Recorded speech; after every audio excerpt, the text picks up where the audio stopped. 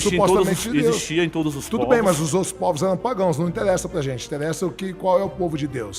É uma espécie de isso pagar só as o suas hebreu. dívidas. Não, desculpa, você tá equivocado. E é Dono que de tá, outro, né? A gente trata Deus que é a como questão. amor e esquece que existe um consenso cultural. Boa, Deus, ele não isso que eu intervém. queria, é isso que eu queria. Então Deus, ele não é todo poderoso. Ele é todo poderoso, mas ele submetido à respeita cultura a do tua homem. liberdade. Mas então por que ele proibiu comer camarão e porco? E não mas proibiu a escravidão? Contextos Você pensa sociais que da se Deus não é época. amor, ele também não poderia condenar as pessoas à condenação eterna quando ele voltar à Terra? Se você for fazer tudo que a Bíblia manda ou que a Bíblia autoriza hoje, você vai ser preso. A minha primeira afirmação é: a Bíblia defende a escravidão e a pedofilia.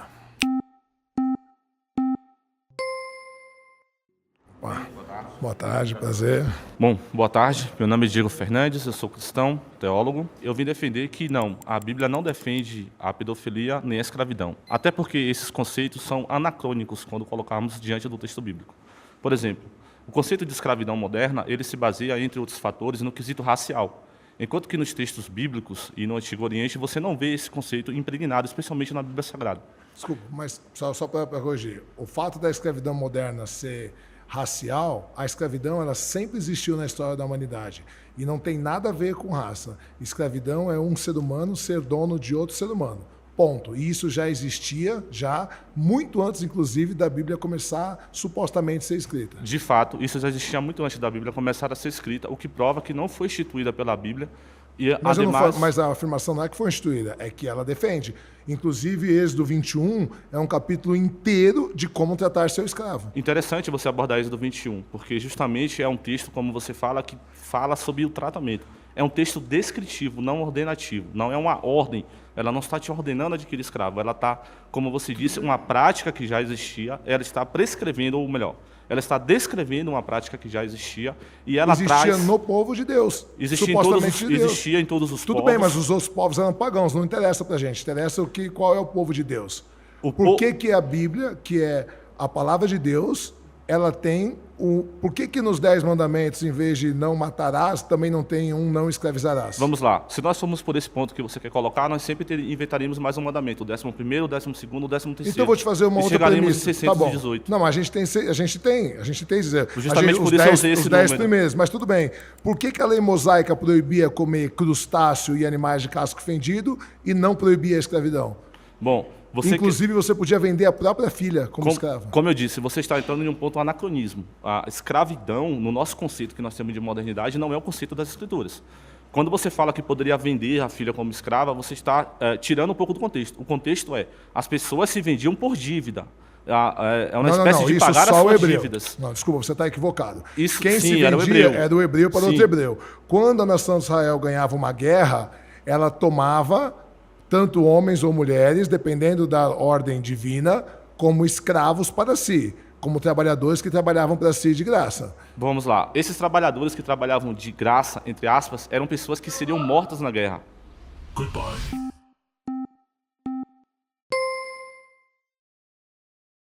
Fala, chileno. Muito prazer. Eu sou Benhur Cavalli. Benhur. Eu não sou teólogo, tá? Eu sou um cristão mesmo, que gosta de estudar a Bíblia. Legal. Vamos lá, cara. Sobre a escravidão, o que o meu irmão aqui falou, eu concordo com ele que tem a questão do anacronismo e tudo mais. Agora eu quero entender o teu ponto aí em relação à questão da pedofilia. Cara, olha só, você tem que entender o seguinte. Quando a gente falava em ceder as mulheres, por exemplo, quando Moisés ordena matar os amalequitas, que matassem todo animal doméstico, todo homem, toda criancinha de colo, toda mulher que já conheceu homem, menos as que conheceram, que se deitaram com homens. Certo. E aí a gente está falando de meninas, porque a prática do casamento lá, no contexto histórico, a gente está falando aí supostamente do 15º século antes da Era Comum, era das meninas tinham a primeira menstruação, elas já eram dadas em casamento. A gente está falando de crianças de 11 e 12 anos, né? No máximo de 14 anos, com homens adultos. Então, ela corrobora essa prática. Tanto que, no próprio Êxodo 21, nos versículos 20 e 21, fala que você você poderia vender e se ele não quisesse desposar a filha do outro, ela poderia dar para o seu filho. Então você está falando de um adulto mantendo relações com uma menina de 11, 12 anos. Isso não é pedofilia? Vamos lá, vamos entender esse contexto, né? Primeiro, na realidade, o povo judeu, ele entende a idade de liberdade de casamento de uma menina a partir dos seus 13, 14 anos em média, e os homens a partir dos seus 18 anos. Isso é um consenso do povo hebreu daquela época. Isso é um ponto. Então, a partir hoje no nosso país, uma menina de 14 anos, ela não pode se relacionar se ela permitir por escolha própria com um homem maior de idade? Não, a partir dos 15. Hoje no nosso país, a partir dos 14 anos, ainda assim é permitido. A partir dos 15. Não, hoje 14 anos. Muitas meninas, elas podem se relacionar e não é tratado como pedofilia. Assim como na época da Bíblia também não era tratado. Um ponto importante ali é que, assim como a questão da escravidão, Deus, ele, de fato, a Bíblia tem muitos conceitos ali de escravidão. Quando eles invadiam outras terras, como no caso dos gibeonitas, que se tornaram servos do povo de Israel, você percebe que a servidão deles é diferente do consenso da senzala antiga. Eles não desumanizavam as pessoas, eles não tratavam elas como lixo. Pelo contrário, elas tinham uma liberdade de viver as suas vidas, elas trabalhavam, recebiam salários. Depende do caso, porque os gibeonitas... Dentro do povo hebreu, sim. Os gibeonitas, eles tentaram enganar. Não, no caso dos gibeonitas, eles se colocaram para não morrer na guerra. Então eles sim, mas aí voluntariamente se ofereceram. Agora, os que perdiam a guerra, por exemplo, eram levados como escravos cativos, eles não tinham esses direitos. E, inclusive, a própria lei, em o próprio Êxodo 21, diz que se você batesse no seu escravo, sim, ele não podia morrer pelos próximos 2 dias. Ou seja, não é bater tapinha nem nada. Sim, é um espancamento. Mas se ele ficasse vivo depois do 3º dia, beleza. Se ele morresse depois do 3º dia... Ele pagaria uma multa. Havia uma multa pré-estabelecida, depois do 3º dia, não. E ainda tem outros textos que apontam que se ele fizesse isso também, ele também pagaria com a pena de morte. A gente tem diversos textos em Êxodo, Levíticos e Números que apontam que eles seriam responsabilizados quanto a isso. Um Deus de amor permite um ser humano ser dono de outro. Né? A gente trata Deus como o amor e esquece que existe um consenso cultural. Boa, Deus, ele não intervém. É isso que eu queria. Então Deus, ele não é todo poderoso. Ele é todo poderoso, mas ele respeita a tua liberdade. Mas então por que ele proibiu comer camarão e porco e não proibiu a escravidão? Tem uma explicação pelo período da época. Né? Hoje, por exemplo, quem come carne de porco? Todo mundo. Ninguém na época, nenhum povo vizinho, ele proibia esse tipo de alimentação. Só os judeus. Sim, assim como, por exemplo, marcar o corpo que as pessoas utilizam para argumentar sobre a questão da tatuagem. E por que ele não criou uma lei, então, proibindo a escravidão? Que eticamente é muito pior do que você comer crustáceo ou animais de com certeza, mas é justamente esse, porque a cultura do povo, ela já vinha de muito, como você mesmo disse, ela existe antes de sequer a Bíblia ser escrita. Então já existe historicamente há muito tempo. Meu querido, e Deus ele só apenas ajustou para que essas pessoas escravizadas tivessem liberdade de viver de forma justa e digna, o que eles não tinham em outras nações. Ele não é todo poderoso nem amor, porque se ele está sujeito aos contextos sociais da época... Você pensa que se Deus não é amor, ele também não poderia condenar as pessoas à condenação eterna quando ele voltar à Terra? Bom, primeiro que a condenação eterna não faz nem sentido e nem existe na Bíblia o conceito de inferno. Porque se você... Não, eu nem estou falando na questão do conceito de inferno, eu digo no conceito da condenação. O Romano 3,23 diz que o salário pago pelo pecado é a morte. Isso depois... dentro da doutrina cristã, Jesus é o Cordeiro de Deus. Ele já pagou pelos nossos pecados. Sim. Então, se a gente já pagou com a morte, Jesus já pagou, por que eu tenho que ter mais uma condenação eterna? Legal, muito bom. A questão é que Jesus ele pagou o preço do teu pecado não para te dar licença para pecar, mas para que você pudesse ser perdoado e ser justificado. Ser morto através da cruz, pagando o preço do pecado, não é licença para você cometer pecado. Esse é o ponto importante. As pessoas tratam a Deus... Somos todos pecadores. A questão do sacrifício de Cristo é que você não pode fazer nada para salvar a si mesmo. E esse é o grande ponto e o mais sacado da Bíblia. Porque se você pudesse salvar a si mesmo, qual a necessidade de um Deus vir à Terra e morrer na cruz? Não, mas tinha. O grande ponto e a sacada da Bíblia é que você só pode acreditar coisas boas a Deus. Tudo de bom foi Deus que deu. E tudo de mal ou é o diabo, ou é o sistema, ou é o livre-arbítrio. A Bíblia ela não aponta isso. Ela aponta que tanto o mal quanto o bem, ele advém da parte de Deus. Não? Errado? Então se advém da parte de Deus o mal, Deus, então ele tanto... Valeu, meu irmão. Valeu.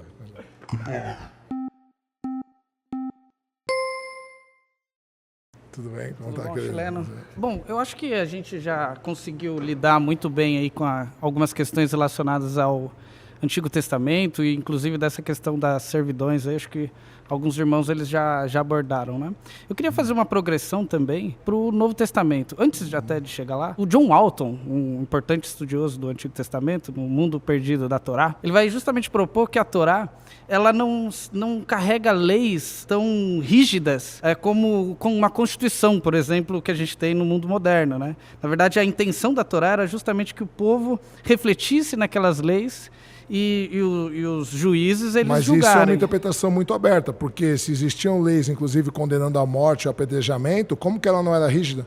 Não, se você podia ser condenado quando à eu morte... estou dizendo rígida, eu estou dizendo que ela não quer dar todos os detalhes de tudo. Não, né? tudo bem. É preciso de juízes para julgar. Tudo bem, mas ela era rígida, porque se você cometesse alguns tipos de contravenções, você era condenado à morte, inclusive por apedrejamento. Não estou falando rígida no sentido de... Eu estou dizendo rígida relacionado a... Ela não quer dar detalhes sobre todas as circunstâncias. Mas eu queria avançar um pouco para o Novo Testamento, porque também é um consenso até teológico, sobre a revelação progressiva da parte de Deus, né? Esse Deus que ele se revela à humanidade, ele não se revela dando tudo, ele vai se revelando aos poucos e falando aos poucos as suas doutrinas e tudo mais. Eu acho que o Novo Testamento, ele também, a gente tem que trazer textos para essa discussão. Não, excelente. E acho que o texto que reverbera muito são os textos de Paulo, por exemplo, Efésios e Filemão. Tá bom. E por que você não fala de Jesus? Eu poderia também Porque falar de Jesus. Jesus em Mateus ele fala que ele veio para cumprir Verdade. a lei, não vim para abolir a lei de maneira nenhuma. Exatamente. Veio para cumprir. Inclusive o termo em hebraico. Só para você. O termo em hebraico ele vai mais além de cumprir. Ele diz para Em grego. completar. Em grego, desculpa, perdão, porque o Novo Testamento foi escrito em grego. Exatamente. O termo em grego Plerosai está no texto original. Exato. Era completar a lei. Ou seja, além de cumprir a lei inteira, ele veio completar. Perfeito. Né? Então, tanto que falava assim, a lei mosaica dizia, não deveis cometer adultério. Jesus fala, te digo mais, se olhares a uma mulher ao ponto de desejá-la, já comete adultério no seu coração com ela. Ou seja, ele não só corrobora toda a lei mosaica, ele não elimina nada, ele ainda acrescenta mais coisas. Isso que você disse ainda é interessante, porque isso mostra justamente como a Torá, ela não se pretendia ser a revelação final da parte de Deus. A revelação da parte de Deus para nós cristãos é a pessoa de Cristo. Então, mas se já na primeira parte ela autorizava a escravidão e a pedofilia, imagina no final, vai estar pior ainda. Não é o que aconteceu. Como não? Não é o que aconteceu. Só para pegar esse ponto que você falou, o que Jesus está, de fato, propondo é uma continuidade ampliada. Então ele não abole, obviamente, o Antigo Testamento, porque ele se vê como um cumprimento do próprio Antigo Testamento. Mas há elementos ampliados aí, a própria questão de sacrifício e tudo mais, né? Mas eu queria trazer, a gente poderia falar aqui de Jesus, como, por exemplo, ele, em vários momentos, assume posição de servo quando lava os pés dos discípulos e tudo mais. Eu queria trazer os textos de Efésios e Filemão, porque são textos importantes aí. Em Efésios, capítulo 5, Paulo ele vai lidar com um código doméstico. O senhor é professor de filosofia aí, sabe muito bem, já leu os clássicos. Os códigos domésticos, eles vão lidar como, por exemplo, como que um pai, uma mãe vai tratar com o filho, ou como que o marido vai tratar com a esposa, como que um servo, ele vai lidar com o seu senhor e o senhor com o seu servo e tudo mais. E aí Paulo, ele vai lá e subverte o sistema do código doméstico que a teologia imperial de Roma estava propondo, porque esse é o único código doméstico que ele começa assim. Capítulo 5, versículo 21. Sujeitem-se uns aos outros no temor de Deus. É um código doméstico que ele está propondo uma submissão mútua ali. É um serviço de um ao outro. O marido e a esposa estão servindo um ao outro. E quando a gente chega na parte do servo, primeiro ele fala lá do senhor e tudo mais, né? Aliás, do servo, ser submisso e tudo mais, e ele diz, e vós, senhores, fazei as mesmas coisas para com eles. Portanto, aqui está dando, obviamente, um status de igualdade também nessa submissão mútua. Tá bom, eu entendo o que você está querendo dizer. Só para finalizar, desculpa. E aí o texto de Filemão, ele é muito, muito gritante. Porque o texto de Filemão, Paulo, ele está propondo ali para o Filemon, para ele soltar um escravo, Onésimo, que ele inclusive iria entregar. E é isso que a Bíblia, o Novo Testamento, ele está propondo. Pessoas que têm poder, abrindo mão dos seus poderes, justamente para... Mas esse é um caso. Para dar o seu privilégio. Olha só. Isso só não é um caso porque os cristãos, eles compraram escravos. A gente vê na continuidade histórica do cristianismo, os cristãos compraram escravos e para depois libertar eles. A gente vê o próprio testemunho da igreja. Para terminar o tempo, em 1 Pedro 2,18, só para terminar, em 1 Pedro 2,18, os cristãos eles são orientados a continuar a servir os seus senhores, ainda que sejam cruéis. E se você lembrar, dentro dos romanos, do jugo romano, os senhores, eles tinham inclusive direitos sexuais sobre os seus escravos. Então, inclusive no Novo não é Testamento... isso que o Novo Testamento propõe. 1 Pedro 2,18 diz que você não tem que... a questão da sexualidade. Mas você tem que continuar a ser obediente, ainda que eles sejam cruéis, ou seja, independente do que eles façam. Orientação do Novo Testamento, entende? Muito prazer. Beleza, Chileno, tudo bem? Tudo ótimo. Beleza. Chileno, meu nome é Nick, muito bom estar aqui com você, cara, gostei muito de estar contigo. Eu agradeço. Antes, eu queria que você me respondesse um negócio, né, que senão todo esse assunto aqui não faz sentido. O que a Bíblia é pra você, cara? É verdade, não é? É um mito, é uma história? O que ela é pra você, a Bíblia? Cara, eu vou te falar uma coisa, eu estudo a Bíblia, eu aprendi a ler em casa com 5 anos de idade para ler a Bíblia. Eu li a Bíblia inteira a primeira vez antes dos 10 anos de idade, capa a capa. Eu já fiz essa leitura várias vezes, a vida inteira, de capa a capa, pelo menos 6 vezes, estudo ela há 40 anos. Hoje eu estudo a Bíblia igual eu estudo mitologia grega.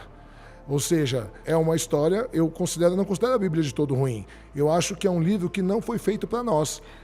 Como se fosse um livro do Harry Potter, então. Não necessariamente. Porque tem gente que pratica bruxismo, bruxaria e tal, e usa o livro do Harry Potter pra isso. É diferente, porque o livro de Harry Potter, ele é todo voltado para mitologia.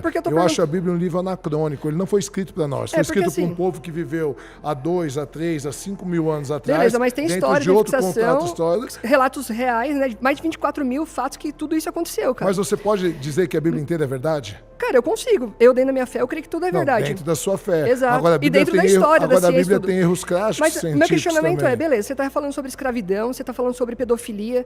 Tá. Qual é o ponto moral que isso é definido como algo errado? A escravidão ou a pedofilia? Porque para que você defina algo como ruim, você precisa ter uma moral do que é certo e do que é errado. A sociedade. Então, a sociedade é falha. Então, exemplo, se a sociedade definir que a pedofilia é real, então tá todo mundo aprovado, tá certo? Cara, o que é definido por ética... Hoje, por isso que a gente não tem uma ética universal. Porque a moral fora de Deus é só uma opinião, cara. Tipo assim, eu coloco com a minha opinião. Tá cara, bom, não vou gostar de cachorro, então ninguém mais vai gostar de cachorro. Deus é uma opinião, pô. Mas, cara, se você... Obrigado. Só para concluir, se você for fazer tudo que a Bíblia manda ou que a Bíblia autoriza hoje, você vai ser preso. Porque você poderia apedrejar outras pessoas, você poderia matar alguém que matou um parente seu, que era o vingador de sangue, você poderia... Existem genocídios que foram permitidos por Deus, e como outras religiões fazem, entendem os seus textos sagrados como verdade. Então eu defendo que a moral ela deve ser estabelecida de acordo com debates na sociedade do que é melhor para a convivência entre a gente. Bom,